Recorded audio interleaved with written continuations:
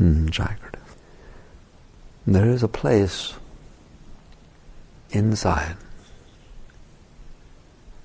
where you get fed from an inner flow. If you sit in that place, your life is ecstatic, beautiful, free, without suffering, without drama, peaceful, serene, contented, whole, ever new joy. That is the seat of the self. If you sit anywhere other than that, then your life is other than that. It's tumultuous, it's moody, it's fearful, it's anxious, it's needy, it's human. One seat, you're divine. The other seat, you're human. You have to decide how you want to live this life. It is your choice. You can blame or credit anyone you want, but when it's said and done, it's your choice. Both seats exist inside of you. The seat of consciousness and the seat of humanness. All you have to do is center your consciousness on your seat of self, on your seat of being, on your seat of awareness of being, and you will start to experience what we're talking about. All you have to do is move your consciousness for a moment out of your seat of being, and you will experience turmoil, problems, issues, mind, drama. So it's that simple. How do you want to live your life? How you want to live your life is not dependent upon life. It's dependent upon your seat of consciousness. To the extent that you think that life must change for you to be okay, you're lost. And you will remain lost until you understand that you must change for your life to be okay. You must shift the seat of your consciousness out of the psyche, the human psyche, into the contentment of awareness of being. How does one do that? If you spent your whole life studying the answer to that question, you would always come up with the same answer. The real answer is you have to want. Techniques and stuff that is so secondary and so minimal that you have to want to is 99% of it. It's a measly, at the most, 1% how. Once you want to, it will happen. If you had no teacher, if you had no teaching, if you never read a thing, but you wanted to, you would. And if you studied everything there was to study and learned everything there was to learn and met all kinds of saints and sages and did pilgrimages to all kinds of places, but you didn't really want to shift your seat, it wouldn't. So it's the only thing worth talking about, is do you want to? And the vast majority of true teachings are really about why you would want to, not about how to. Because there's no problem how to. It just happens. One of two things happens that causes you to really want to. Either you suffer. You have so many problems. You have so much turmoil. There is so much disturbance that you don't want to live like that. And you've tried finding alternatives by changing people, places, and things, but you just end up suffering more. You just end up having more problems because you were already having problems. Now you decided if this person does this, or if this situation does this, or if only I could do that, I wouldn't have problems. Then you have problems with that. And so you've compounded your problems. And you eventually can reach a point, it's rare, but you can, to where you just are beside yourself. And you just say, I don't want to live like this. I don't want to suffer, period. Isn't there some way not to suffer? It's not worth it. It's not worth even getting what I want. That's what you get. It's not even worth getting what I want. If I could make a list of every single thing I wanted, it wouldn't be worth getting it. Because I've already seen it doesn't end suffering.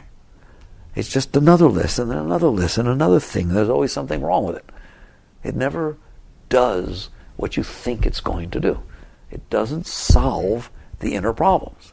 And so now you have a choice.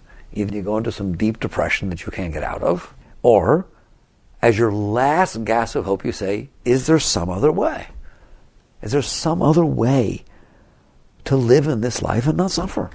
And not have such a burden, and not have to go through all this turmoil, have all these issues and all these fears and anxieties and desires and hopes and dreams and all this stuff, all right? And you find another way. And the other way is to sit in the self, to find your seat in your being. And because of the suffering, it can sometimes drive you to really want to. But it can't be half-cocked. It has to be really want to. I'm really done with that. And if there's another way, that's what I want. That's one way you get awakened, pushed. The other is you're blessed with having a deep spiritual experience that awakens you to realize that you don't have to suffer. That there is inside of you true beauty.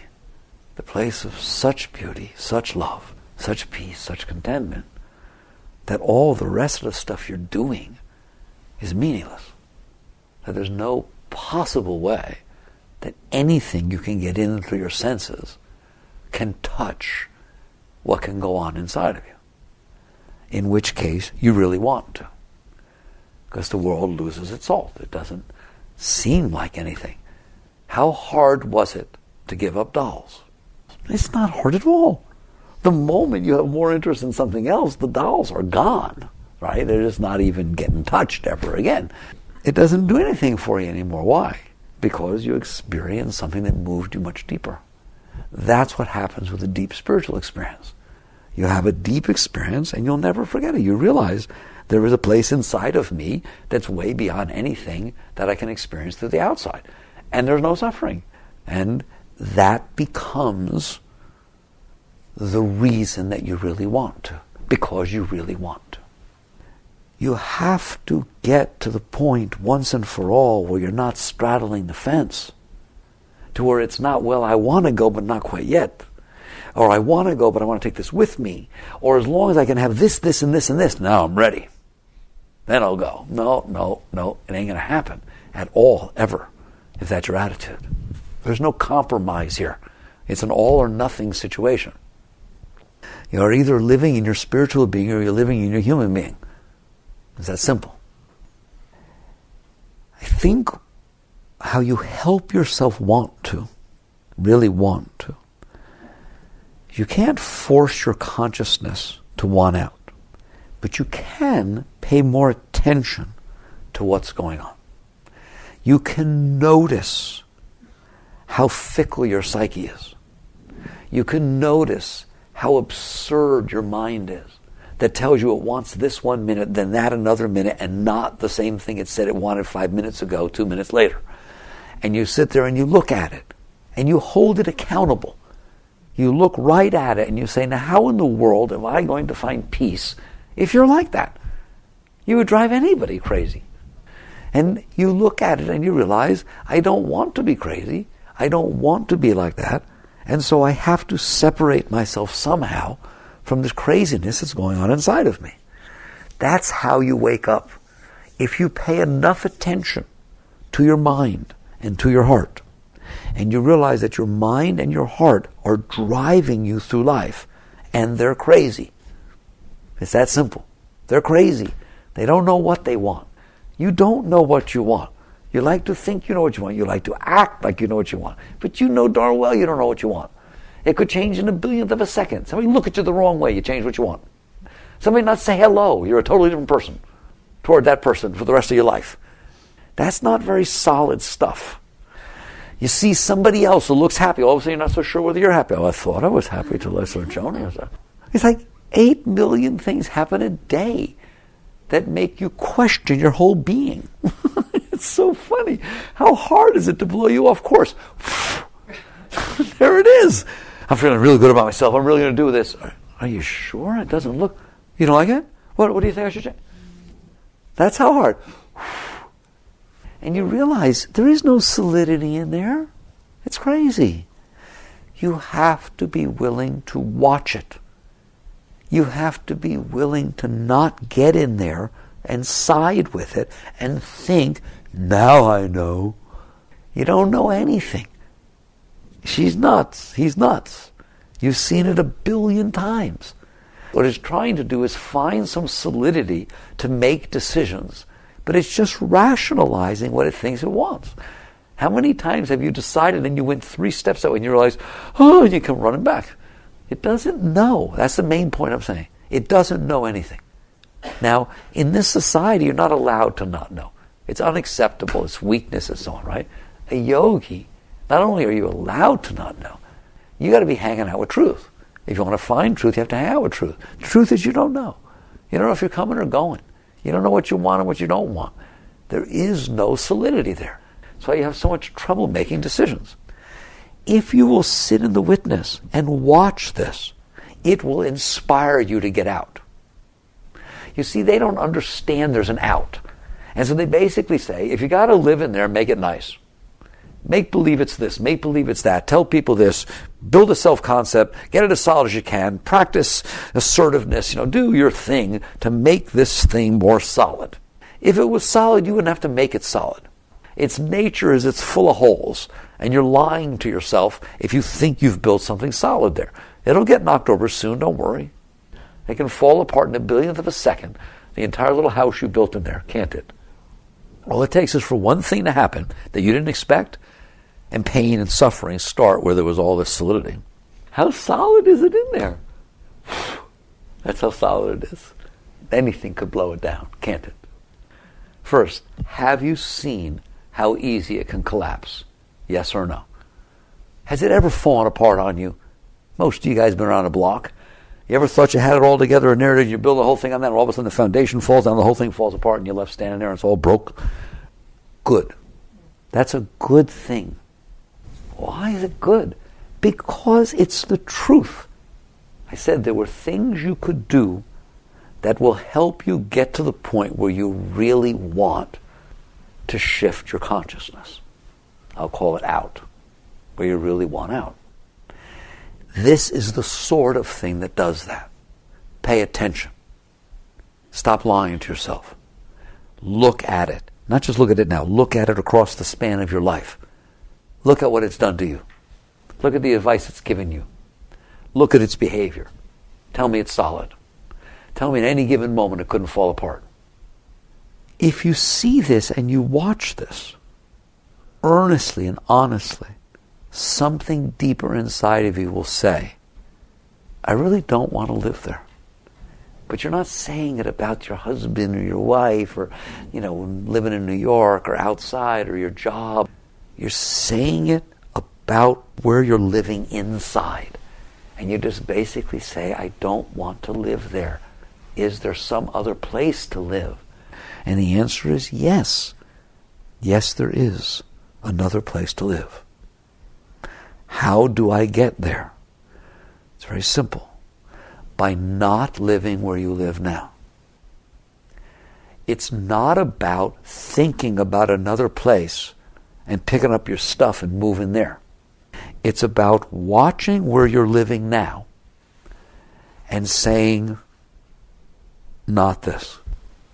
Well, what the not this does is to say whatever is being said about where you're living now is not where you want to live. You know that.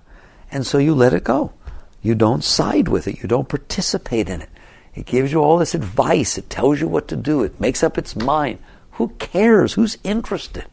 If you don't want to live there, then don't live there. That's how you don't live there. You don't move. Give me some clues here. If you move, what you're going to do is build just another self-concept and move your consciousness there. Oh, I used to believe in this, now I believe in this. The process is exactly the same. You're just building another self-concept and hanging out there, and that one will hang out to dry very soon also.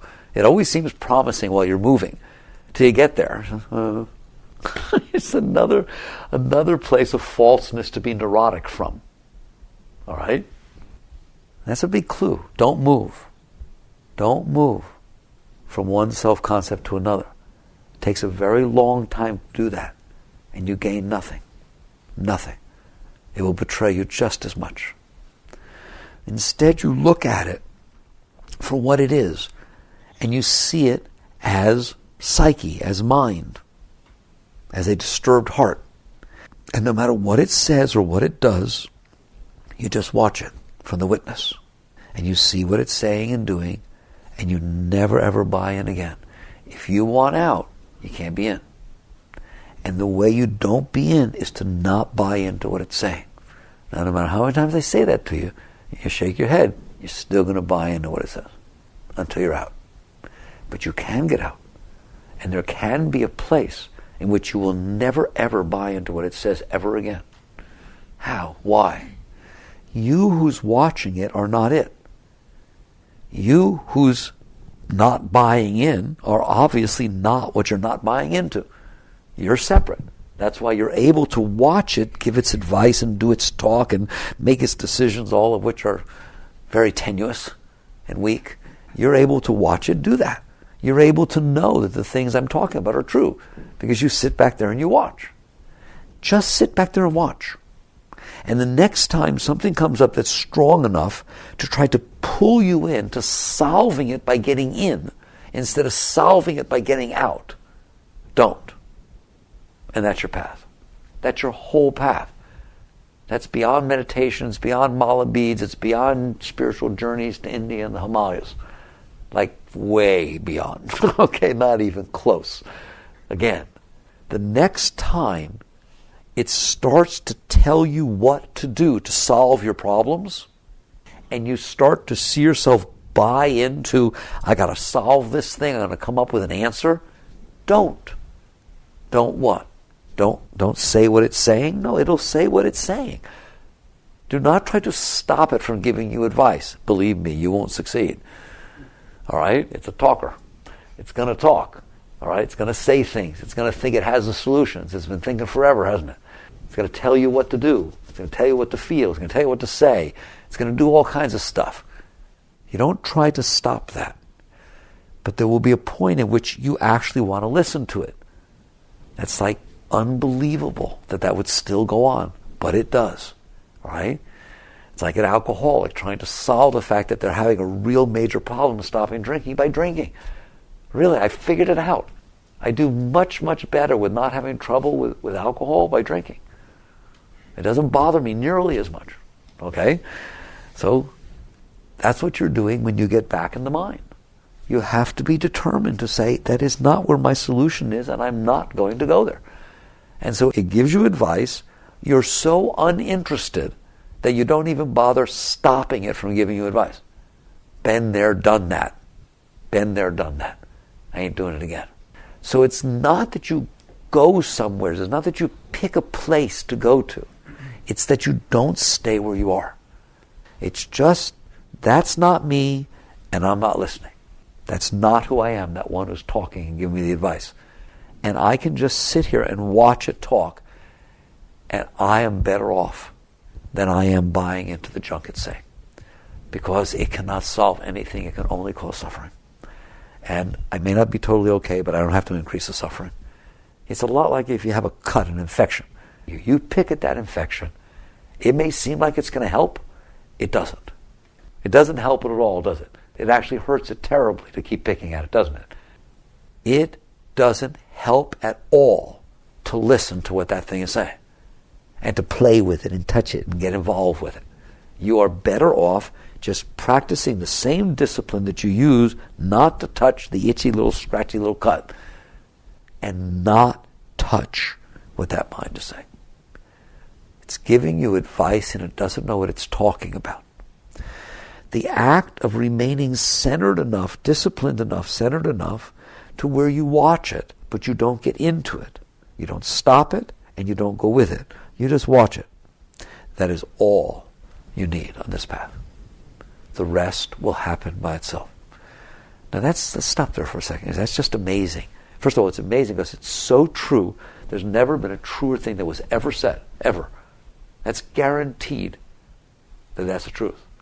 Yet, it is so far from what anybody understands or does. It's like you think you're supposed to go somewheres. You're supposed to figure out the truth and then go there. Not a chance in the world will you ever figure out the truth or ever go there. It's not how it happens. Why? The part of you that's thinking about it and the part of you that's doing something to go there is the very part you have to leave to get there. All right? So it's not going to happen. You can't use the mind to get rid of mind. You can't use will to struggle and fight in order to be free. Right? Struggling and fighting is struggling and fighting. Peace and freedom are peace and freedom. The only way out is through the self. Period. Only through the witness consciousness, through that seat of awareness, of objectively observing your own self and sitting here saying, thank you, but no thank you. All right? I've seen you before. I've seen this. I don't need it. Talk all you want. No one's listening. No one's listening. I would rather let the world flow by and watch than interfere with it based upon what this mind is saying. Because this mind does not know what it's talking about, and it cannot solve anything, or based upon what the heart is trying to cause to happen. You are better off. Because the funny part about it is the world won't pass by. It's busy, it's doing something, and you're involved. It will come and park at your doorstep. It will get you involved. It will engender all sorts of stuff out of you. It will cause you to interact with it in accordance to its own energy. And so you sit behind it, you watch your own self, and you let go. It's that simple. And if you feel the tendency to get involved, you don't. Now, if you want to sit there and say, but how? Then I'm going to ask you how you don't scratch the cut. Because I'll clue you in. There's a way you figure out not to scratch that cut. Not at first. At first it seems like a smart thing to do. Okay? And then you realize you almost had your arm cut off with gangrene and infection. Okay? And from now on, when it starts to itch or hurt or burn or something, you keep your hands to yourself, don't you? Why? You suffered enough. You suffered enough. You suffered. I told you there's one or two ways that cause your behavior. Stick or carrot. Remember? Either the realization experience or the suffering. So either you went there, you scratched this stuff enough to get a really bad grade A infection, and they had all kinds of problems, and now you suffered enough, and so you don't touch yours. That's one problem. No, don't. You tell everyone else, don't scratch it. Don't leave it alone. That's the kind of person that says that. Or you looked at it, and it was a problem, and the next thing you looked at it was gone. It was like there wasn't even a mark there. And everybody else had little scars because they played with it. You had nothing. So you had this great experience, right? So you know the way. You don't touch it. Either way, you learned not to mess with it. That's what you have to learn inside yourself. Don't mess with it. Don't mess with it. And every time you think this one's different, how long does it take? 1 year, 5 years, 10 years, 20 years, 30 years? I want to know. How long does it take before you found every exception that you thought was an exception, and every single time you touched it, screwed everything up, and you said, oh, I thought I already learned that. I thought I had already learned that. And here you came up with an exception. There are no exceptions. No matter what befalls you, you just watch. You observe what you would have done in the past. And you'll never do it again. Once you get far enough back and watch the craziness that thing comes up with, and you realize, I have a choice. I can live in peace. I can sit in here, watch the craziness, and be unaffected by it. Feel deep serenity, deep peace. And once you feel deep enough peace and serenity, from behind you, not in front of you, all this stuff we've been talking about is in front of you. You'll notice that when you see your thoughts, your feelings are all in front of you. Your peace, you feel centered with you. When you are in that peace enough to where you don't get involved with what's in front of you, you will start to feel something behind you. You never knew there was a behind you. Nobody ever dealt with behind you before. Everything you're dealing with is in front of you. I swear, you'll notice that. You'll notice your thoughts are in front of you. Visualize a candle burning. Where is it? Behind you? No, it's right there. Is it really? Could be anywhere. It's just visualization. Why is it always there? Because you are hypnotized into looking in front of you. That's what you do when you look outside, so that's what you do when you look inside. There's no eyes in there that have to look forward, guys. but you've never looked behind you. Nobody looks behind them, even inside, all right? Until you let go of looking in front of you. You don't look in front of you. You're not interested in what's in front of you. You lose your interest in the world. You lose your interest in your psyche. And so you feel then the presence of the self, which is your center. You start to identify yourself as the one who's watching instead of the one who's being watched. And so when the mind gives advice, you should really go over there, you're watching it do that. You're not your mind. You're the one who watches the mind.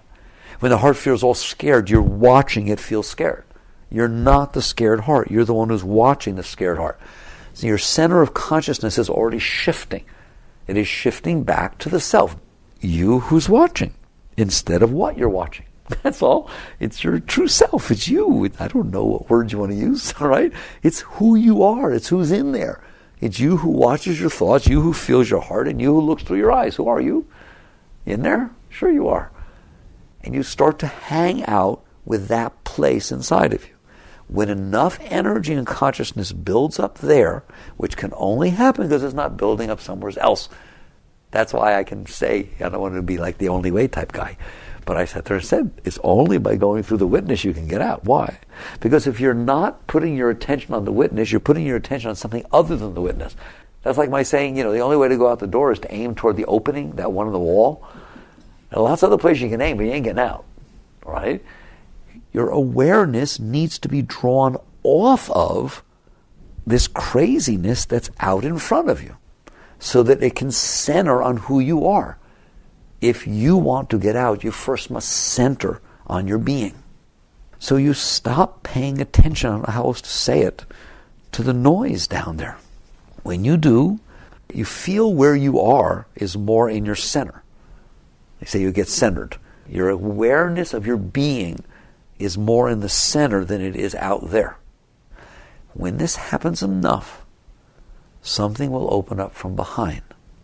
It'll be a flow of energy. It'll be a sense of joy. It'll be a rush of love. Something starts to open up from behind where you're sitting. That's a very great experience.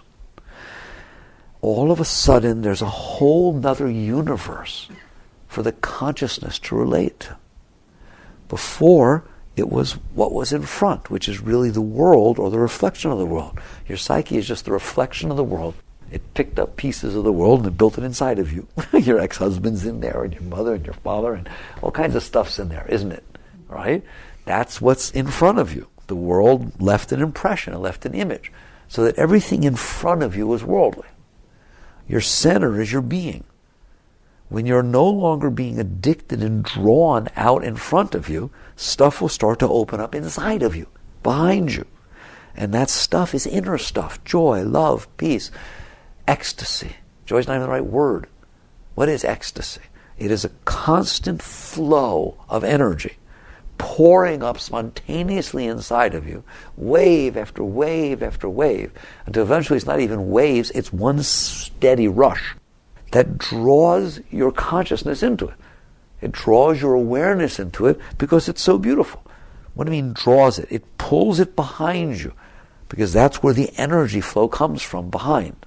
The more that happens, you can bet the less interest you got in what's going on down here. It's like, who cares? It was a mess anyways. So now you have a choice. Ready? Door number 1, suffering, burden, decisions, anxiety. There it all is. Door number 2, ecstasy, complete burdenless existence of moving into deeper and deeper flows of joy. Which one do you want? That's what it boils down to. Once you sit in that seat of center, that's what happens. Heaven and earth are set infinitely apart. All right? What goes on inside of you is heaven. It's beautiful. It's who you are. It's your birthright. It's the Garden of Eden. It just spontaneously and automatically feeds you. There's nothing for you to do. Or hell. I wouldn't even say heaven and earth, heaven and hell. All right? And you look down there, and how many things can go wrong, and how burdensome is it, and how much trouble you've caused, and how much trouble you had, and so on. And worrying about what people think about you, worrying about what's going to happen, worry about tomorrow, worry about this, worry about everything. Who wants to live there? Why would you want to live there? when you can live in ecstasy. And so once you catch on to this, you get this sense deep inside of you that there's only one thing your life is about, and that is getting out. That's what it's about. That's your journey. Then you have to use it for that. That's what we always come down to. I told you 99% of this is you have to really want. Part of really wanting to is that you actually use life for your liberation. It's not that you just tolerate it. It's not that you put up with it. It's not that you renounce it. It's not anything like that. Since what you really want is to get out, then you use everything around you as a means of your liberation. And life is your greatest source of liberation that could ever be. Why? It goes about its business, and either it does or it doesn't hit something inside of you. That's simple. If it doesn't hit something inside of you, then it leaves you free to drift back because nothing's drawing your consciousness. If it does hit something inside of you, it will try to draw your consciousness to what it hits, if you haven't noticed. I will start to disturb your mind, and disturb your heart, and your consciousness will try to jump in and get all involved in what the heck happened there. If what you want is out, you don't. You don't what? You don't get involved in what happened there. You don't try to stop it. You don't try to blame anybody. You don't try to do anything. You just notice that, oh, something got hit. Thank God. Thank God something got hit. Thank God. No, but you don't understand. It really got hit. Thank all the gods and goddesses that could ever be. If there is something in there, you want it out.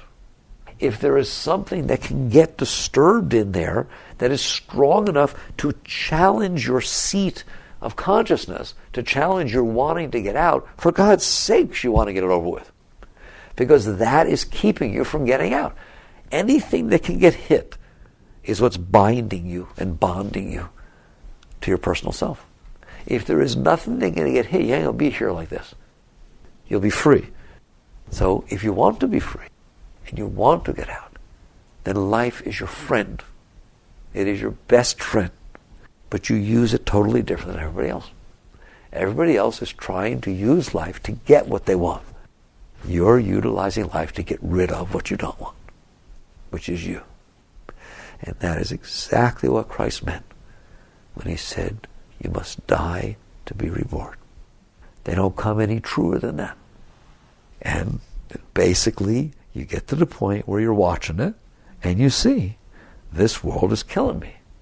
Good. Now you have to decide if the world can kill you. Are you going to fight it so it doesn't kill you? Or are you going to feed it with any part of you that can be killed? That is your whole path right there. And I want to know is if you're not already doing what I just said, which is under every circumstance, with no exceptions, ever, every single second, taking any part of you that is getting hit and feeding it to the world and saying, you want a piece of me? Here. Here it is. I'm feeding it to you. You take any piece you can find because I don't want anything in here. The world should be able to go about its business without bothering me. Why?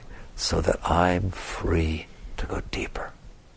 Because if I'm bothered by it, I'm not free to go deeper. I have to stay preoccupied to make sure it doesn't bother me and that I get what I need. And so you use life to liberate you by sitting in your center and letting go of yourself. And that's what it means to die to be reborn. You let go of yourself. You have to kill yourself. You have to let go of yourself. You have to willingly die daily. You have to be willing to release that part of you. If you are willing, and if you measure your success in life by how much you let go of what got hit, okay, instead of how much you controlled so nothing hit it, it's a whole other existence. You just keep letting go and letting go. You will reach the point where it opens up inside of you. Once it opens up inside of you, it's over. And when it opens up inside of you and you feel that joy and you realize that you have a teacher inside of you, the guru is inside of you, it will draw you back into it and you will know what you need to know. Everything will be clear when you start to live in this energy that flows up inside. And again, you go to the Bible. I will send unto you the Holy Spirit, the great Comforter, and through this all things shall be revealed unto you. And you go, oh, that's what that's talking about. But it's not until you actually have the experience and get to know that flow inside that you realize that's more than a comforter. It's an ecstasy maker, all right? And you don't have another problem. It's just your burden is light. It's filling you with this, right? And everything gets revealed to you. Because as you sit back in this, everything gets clearer and clearer, clearer and clearer, and it is your path up. The Spirit is your path up. And so again, you just see it's all there. It's all there. The question is, who's willing to go? Who is willing to stop playing around with their personal self? And just sit there and say, I'm not interested. I don't care what you want. Don't come up with good reasons why I should listen to you, because I ain't listening. It ain't got nothing to do with good reasons. This ain't about logic. But didn't it make sense? Who cares? It's got nothing to do with making sense. Either you want out or you don't. If you don't, you won't. Don't worry. Nobody can pull you out. Until you're ready to go, you ain't going anywhere. And you will only go as far up as you're ready to go. So no one's going to take it from you. No one's going to rip it from you. Don't worry. But you can stay there and suffer if you want. So this is your path. You have this choice of which life you're going to live. Do you live the life of liberation, or do you live the life of bondage? And every minute of your life you vote. And the beauty of your life of liberation is the moment you decide, and mean it, that what I want is a life of liberation, you're already over 50% liberated. Right then. Because the events that happen, you will say, I don't want to get involved in them. I don't choose. And most of them you can do that with right away. There'll be some that you still struggle with. But most of them, if you choose to say, I don't want to be bothered, because he didn't say, look, I'll be big, I'll handle it. He didn't know that I was here. I can handle it. It's very big of you. Well, usually you don't handle it. Usually you freak yourself out over the tiniest little things that ever could be. Somebody looked at you wrong. Somebody didn't look at you. Somebody said this. Somebody wearing the same clothes as you. Somebody that. Your hair's messed up. Anything and everything. And you're driving yourself crazy. Stop it. Stop it. Don't hang out with that part of your being. You wanted to tell me, oh, I can't. Now that's absurd. Of course you can. Of course you can. Just do. Just don't listen to it. You're better off going about your business with whatever's going on than you are getting involved with your mind and messing with it. You hear me? There's not an event that can take place outside that can cause you the damage that your inside causes you. Not even close. So you just let go. You let go and let God. You permit the outside to unfold however it must. Don't put time limits on it. Don't put qualifications on it. Don't do anything. Just be what you want to be. Go about your business. I'm letting go of me. And if you're bothering me, you can have a piece of me. Then something meaningful is happening. If it's bothering you, then it's meaningful. If you do this, the rest will happen. It's guaranteed. Period. It's none of your business, but it's guaranteed. Spirituality is not something you do. It's something you are. You just permit it to be. That's a very different thing. The only thing you do, your last acts of doership, are surrender. Your last act of doership are letting go of the parts of you that you don't want to let go of, and that don't want to be let go of. They're fighting for their existence. I have rights. You listen to me. I matter. Okay? And it goes about its business. And eventually you reach the point of saying, no, I'm not interested. I choose peace. Chakra.